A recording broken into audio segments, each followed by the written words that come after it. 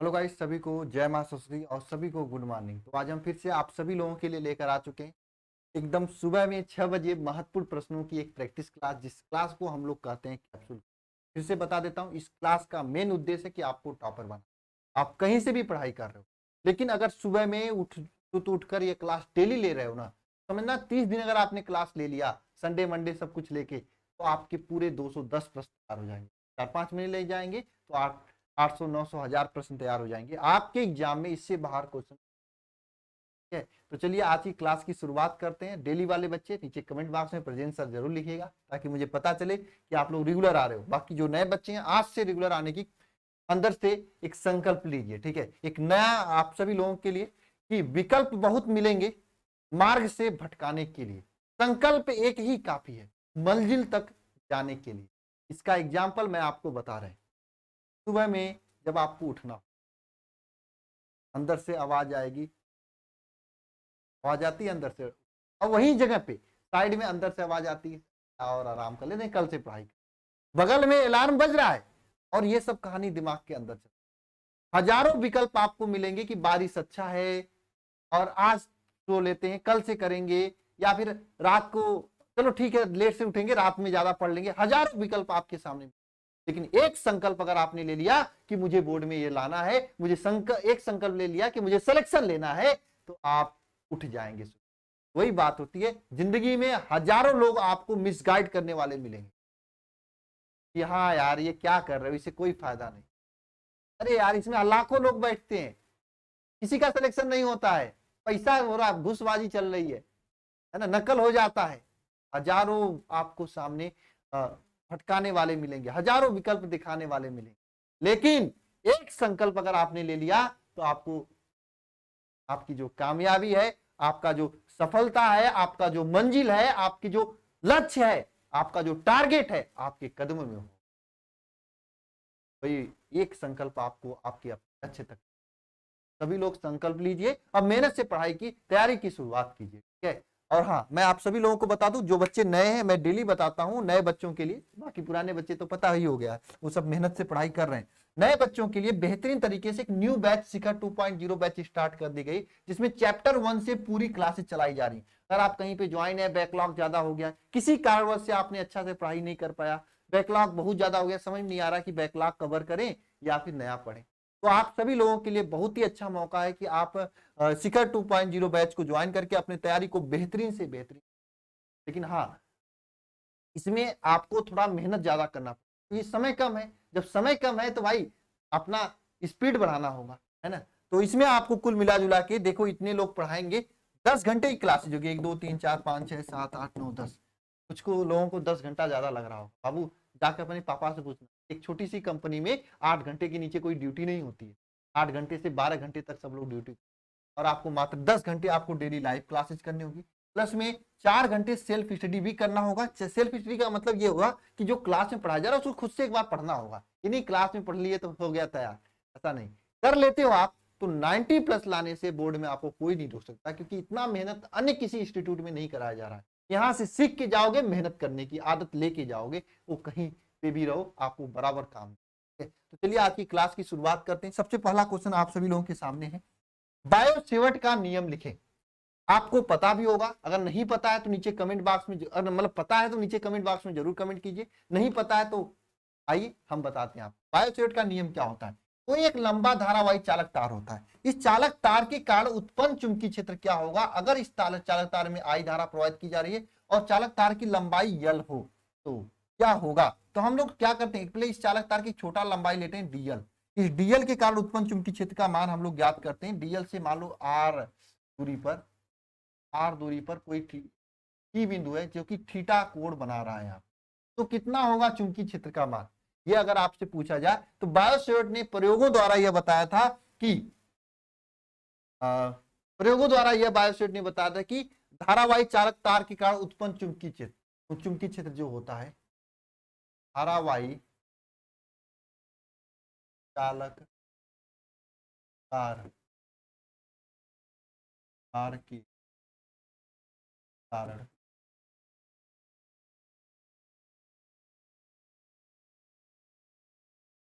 क्षेत्र जो चुंबकीय क्षेत्र जो होता है ये किसके बराबर होता है?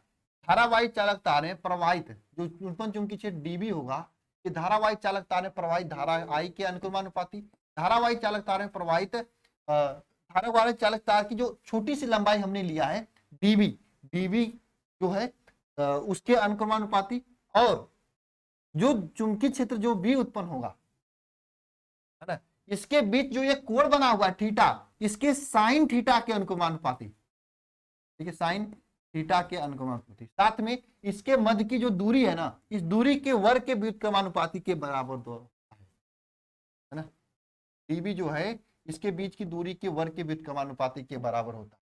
यह आपका समीकरण नंबर 1, ये समीकरण नंबर 2, ये समीकरण नंबर 3, ये समीकरण नंबर 4, ये चारों समीकरण को एक साथ लिखना पड़ेगा तो ये बायो-सेवर्ट का नियम आ जाएगा। तो समीकरण नंबर 1, 2, 3 तथा 4 से क्या होगा? चुंबकीय क्षेत्र बी का value dB is proportional to क्या होगा? I dl sine theta upon r, है ना, I dl sine theta upon r square होगा। यहाँ पे जो है आपको पता है कि डीबी इज इक्वल टू क्या हो जाएगा? ये म्यू ना, ये प्रोपोर्शनल का जो चिन्ह इसको हटा देंगे हम लोग, इसके जगह पे म्यू नॉट अपान 4 पाई एक नियतांक का यूज करेंगे और यहाँ पे बचेगा I dl sine theta upon r square. अब देखो यहाँ पे जो ये म्यू नॉट अपान 4 पाई होता है, इसका वैल्यू होता है 10 के पावर -7, ये इसका वैल्यू होता है। और ये आपका क्या है? बायो-सेवर्ट का नियम, यानी किसी धारावाही चालक तार के उत्पन्न चुंबकीय क्षेत्र का मान जो होता है इन सभी बातों पे निर्भर करता है। और ऐसे करके एग्जाम में लिख दोगे बायो-सेवर्ट नियम। अब क्वेश्चन पूछा जाता है, हाँ क्वेश्चन अकेले नहीं पूछा जाता, इसके साथ कर देगा इस बायो-सेवर्ट के नियम का यूज करते हुए किसी गोलाकार वृत्ताकार परिधि के कारण उसके केंद्र पर, वृत्त के केंद्र पर उत्पन्न चुंबकीय क्षेत्र का मान ज्ञात कीजिए। अनंत लंबाई के धारावाही चालक तार के कारण चुंबकीय क्षेत्र का मान ज्ञात कीजिए। ऐसे क्वेश्चन पूछते हैं ना, तो ये पूछता है तो 2 नंबर में, वो पूछता है तो 5 नंबर में, 3 नंबर। लेकिन हाँ आपका 2 नंबर का तैयार करा दिए ना, फिर 3 नंबर का भी किसी दिन तैयार करा देंगे, ठीक है, इतना तैयार रहे, बाकी का हम तैयारी करा देंगे, ठीक है। अगला क्वेश्चन देखो, क्या लारेंज बल क्या होता है? किसी को आ रहा है? बताओ, लारेंज बल किसी को आ रहा है? नहीं आ रहा, चलो मैं बताता हूं। जब क्या होता है, जब कोई आवेश, जब आवेशित ऐसे क्षेत्र प्रवेश कहाँ? वैद्युत क्षेत्र, हाँ वैद्युत क्षेत्र तथा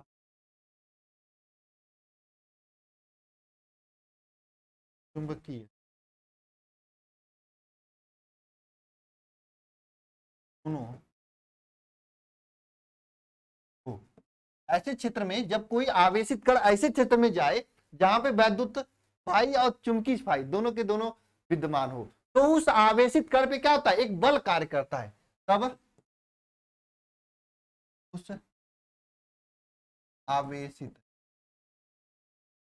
कण पर एक बल कार्य करता है,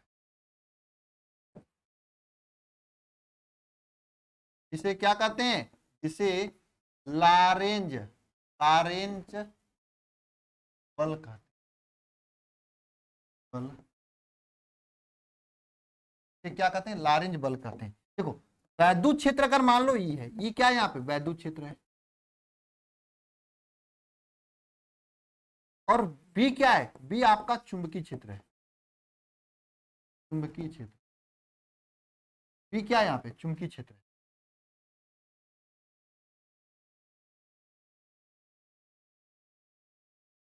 तब लारेंज बल क्या होगा? लारेंज बल यफ क्या होता है? देखो, और क्यू आपका जो है आवेश जो है कि इसमें प्रवेश करता है। देखो भाई, बी जो है यहाँ पर आपका ये क्षेत्र है, ठीक है, इसमें आपका यहाँ पे बी नाम का एक चुंबकीय क्षेत्र उपस्थित है, ई नाम का वैद्युत क्षेत्र उपस्थित है, और यहां से एक आवेश क्यू जाता है, तो इसमें जो बल कार्य करता है वो क्या हो जाएगा? बताओ बताओ, क्यू कोष्टक में क्या होगा? क्यू, देखो दो बल कार्य करता है। मैं देखो वैद्युत बल क्या होता है, क्यू भी बी वैद्युत बल कार्य करेगा, और एफ बराबर क्यू ई आपका, सर ये चुंबकीय बल या वैद्युत बल कार्य करेगा। क्यू क्यू कॉमन है तो हम लिख सकते हैं F is equal to q common कर लो, बी क्रॉस बी और क्यू इंटू प्लस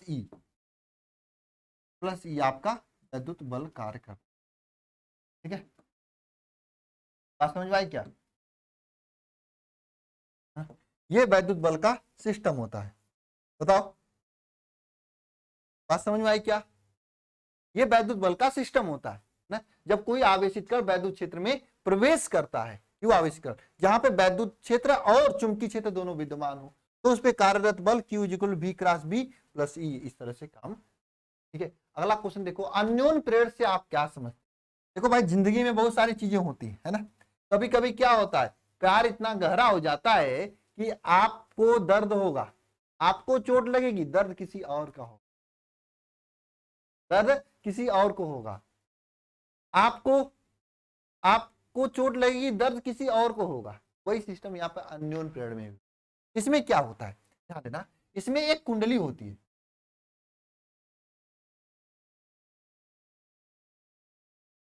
यह कुंडली होती है, इस कुंडली में धारा के मान में परिवर्तन करते हैं, इस कुंडली में क्या करते हैं, धारा के मान में परिवर्तन करते हैं। इसके पास में रखी दूसरी कुंडली में प्रेरित विद्युत वाहक बल उत्पन्न हो जाता है, क्योंकि इसमें जब हम धारा के मान में परिवर्तन करते हैं तो धारा के कारण चुंबकीय क्षेत्र उत्पन्न होता है, जिसके यहाँ से चुंबकीय क्षेत्र में परिवर्तन होता है, जिसके कारण यहाँ पे फ्लक्स उत्पन्न हो जाता है, और परिवर्तन चुंबकीय फ्लक्स के कारण यहाँ पे प्रेरित विद्युत वाहक बल उत्पन्न हो जाता है। इस प्रेरित विद्युत वाहक बल को अगर ये चुंबकीय ये परिपथ है ये बंद रहता है तो इसमें धारा उत्पन्न हो जाती है। इस घटना को अन्योन्य प्रेरण कहते हैं। धारा में परिवर्तन इसमें किया गया, धारा में परिवर्तन यहाँ पे किए वन वाले में, और उत्पन्न किसमें हुआ, दूसरे वाले में। तो इस घटना को क्या कहते हैं, अन्योन्य प्रेरण कहते हैं।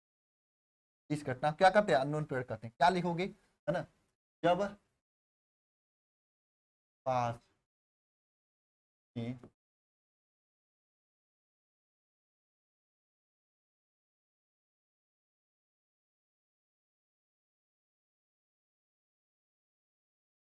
एक में धारा, क्या करें, धारा के मान में परिवर्तन, धारा के मान में परिवर्तन करने, दूसरी कुंडली, एक में धारा के मान में परिवर्तन करने पर दूसरी कुंडली में क्या हो जाता है, दूसरी कुंडली में प्रेरित विद्युत वाहक बल उत्पन्न हो जाए। एक में धारा के मान में परिवर्तन कर रहे हैं पहले वाले, तो दूसरी में प्रेरित विद्युत वाहक बल उत्पन्न हो जाता है,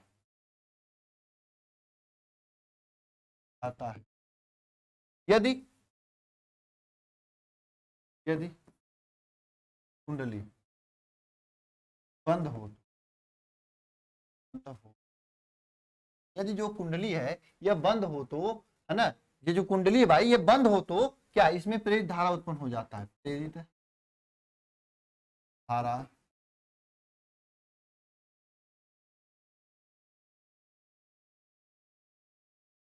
यह घटना क्या कहलाता है, यह घटना अन्योन्य प्रेरण कहलाता है, अन्योन्य प्रेरण। कहानी समझ में आई, एक कुंडली में धारा के मान में परिवर्तन कर रहे हैं तो दूसरी कुंडली में प्रेरित विद्युत वाहक बल उत्पन्न, यह घटना क्या अन्योन्य प्रेरण कहलाता है ना। अन्योन्य प्रेरण का फार्मूला नीचे कमेंट बॉक्स में कमेंट कर देना, मैं जानना चाहता हूं, ठीक है। अब देखो गतिशीलता क्या होता है, गतिशीलता क्या होता है, इलेक्ट्रॉन किसी इलेक्ट्रॉन का वैद्युत, इलेक्ट्रॉन का वह किसी इलेक्ट्रॉन, देखो गतिशीलता क्या होता है, किसी इलेक्ट्रॉन के वैद्युत क्षेत्र ई तथा अनुगमन वेग vd, गतिशीलता क्या होता है, वैद्युत क्षेत्र ई तथा अनुगमन वेग vd से मतलब कोई इलेक्ट्रॉन है, देखो भाई कोई इलेक्ट्रॉन क्यों है, यहाँ पे देखो है उपस्थित वैद्युत क्षेत्र है, वैद्युत क्षेत्र ई उपस्थित है, और ये इलेक्ट्रॉन अनुगमन वेग Vd से इस वैद्युत क्षेत्र ई में प्रवेश करता है। तो ये इलेक्ट्रॉन अनुगमन वेग Vd से इस वैद्युत क्षेत्र ई में क्या करता है, प्रवेश करता है। तो गतिशीलता क्या हो जाएगी बताओ, अनुगमन वेग Vd और वैद्युत क्षेत्र ई के अनुपात को हम लोग गतिशीलता कहते हैं। अनुगमन वेग Vd और वैद्युत क्षेत्र ई के अनुपात को क्या कहते हैं हम लोग, गतिशीलता कहते हैं। अनुगमन वेग Vd है ना, और वैद्युत क्षेत्र ई के अनुपात को क्या कहते हैं, गतिशीलता कहते हैं। बात समझ में आई? बताओ, अनुगमन वेग Vd और वैद्युत क्षेत्र ई के अनुपात को क्या कहते हैं, गतिशीलता कहते हैं। आप लिख सकते हो यहाँ पे किसी इलेक्ट्रॉन, हाँ लिख देना आपने इस परिभाषा यार, गतिशीलता को म्यू से प्रदर्शित करते हैं, म्यू इज इक्वल टू अनुगमन वेग Vd और वैद्युत क्षेत्र ई का अनुपात क्या कराता है, गतिशीलता का मात्रक।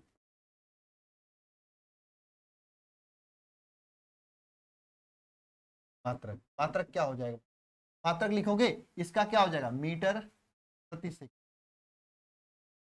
और वैद्युत क्षेत्र का मात्रक क्या हो जाएगा, वोल्ट मीटर, वोल्ट प्रति मीटर। तो मीटर में ही लिख रहे हैं, या फिर आप न्यूटन प्रति कूलाम, न्यूटन,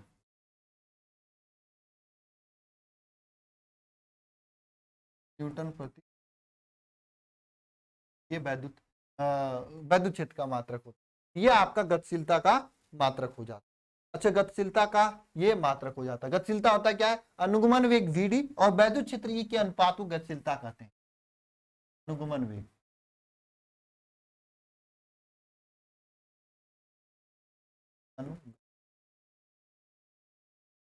Vd है और वैद्युत क्षेत्र के अनुपात को क्या कहते हैं, गतिशीलता। चुंबकीय फ्लक्स से आप क्या समझते हैं? अच्छा जी बताओ, चुंबकीय फ्लक्स से क्या समझते हैं? ये तो होमवर्क। चुंबकीय फ्लक्स से आप क्या समझते हैं बताओ, एकदम बढ़िया से आपकी तैयारी हो रही है, एकदम सुबह सुबह मजा आ जा रहा है ना। चुंबकीय फ्लक्स क्या होता है? अच्छा, कुछ लोग कहते हैं सर टाइप करा के लेकर आया करिए, इससे क्या होगा और कम समय में हमारा काम हो जाएगा। मुझे भी अच्छा लगा, लेकिन मुझे लगा कि ऐसे याद ज्यादा अच्छा हो लिखने से। टाइप करा के लाएंगे, इसमें आपको याद कम होगा, और मतलब क्वेश्चन भले ही ज्यादा हो जाए लेकिन याद कम होगा, ठीक है। लेकिन हाँ, अब एक प्लान मैंने किया है कि पूरे हफ्ता भर जितना क्वेश्चन सप्ताह भर हो रहा है, उन सभी क्वेश्चन को एक साल कंपाइल करके संडे के दिन रिवाइज करा। क्या कहते हो आप बताओ कमेंट बॉक्स में, कमेंट क्या कहती है पब्लिक, बोलो। चुंबकीय फ्लक्स से आप क्या समझते हैं बताओ। देखो मैं आपको समझा देता हूं, परिभाषा आपको लिखना है। देखो हमारे सामने ये माउस को रखने वाला एक पैड है, ये पैड चुंबकीय क्षेत्र में हम ऐसे रख दिए। इस पैड से गुजरने वाली जितनी भी चुंबकीय बल रेखाएं होंगी उन्हीं को क्या कहेंगे, चुंबकीय फ्लक्स।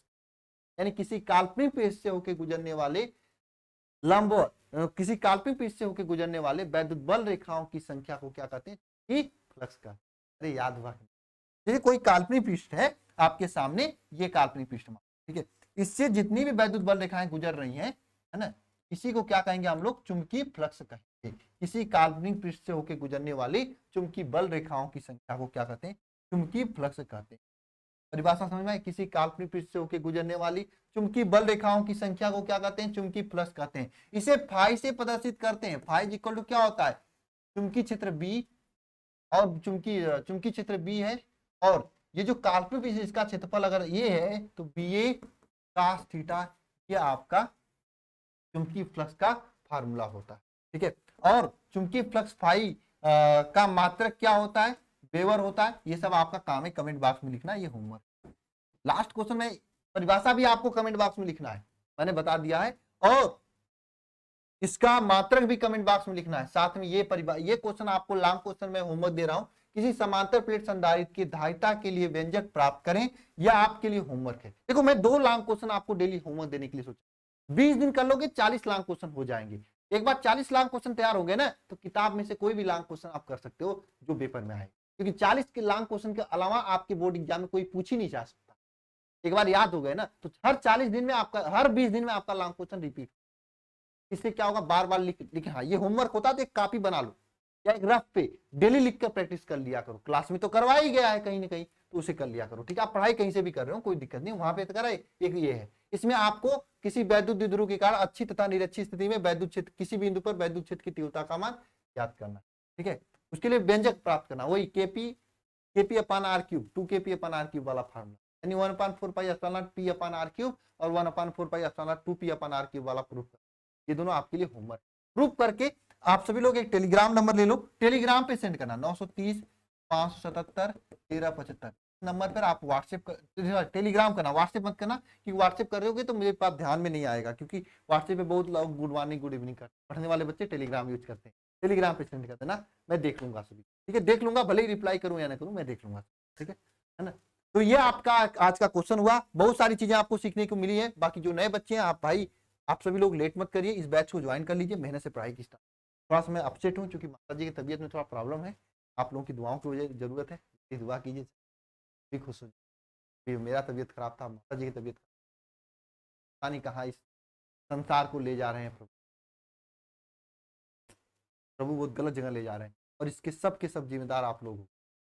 आप लोग इसलिए हो क्योंकि आप लोग ना तो पेड़ पौधे लगा रहे हो, ना तो कुछ कर, सब एसी में रह रहे हैं, मेहनत कोई करना नहीं चाहता। आप लोग क्या शहर वाले बच्चे,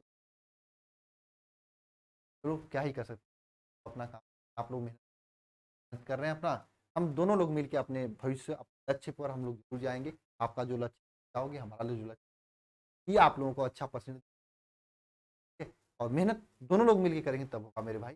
मिलते हैं दूसरे वीडियो में, मुझे दिखाई भी कम दे रहा है ना, यही बताऊँ, नहीं देख पा रहा था, आँख में भी नहीं मिल रहे थे, कहीं पर हुआ गया। कोई नहीं बाबू, चाहे आती तो जिंदगी में समस्याएं आना जिंदगी का आर्ट, जिंदगी का पार्ट ऑफ लाइफ होता है, और इस समस्याओं को समाधान पार्ट ऑफ लाइफ, समस्याएं आई हैं पार्ट मान और हल लेंगे पार्ट, इसलिए कोई नहीं मिलता।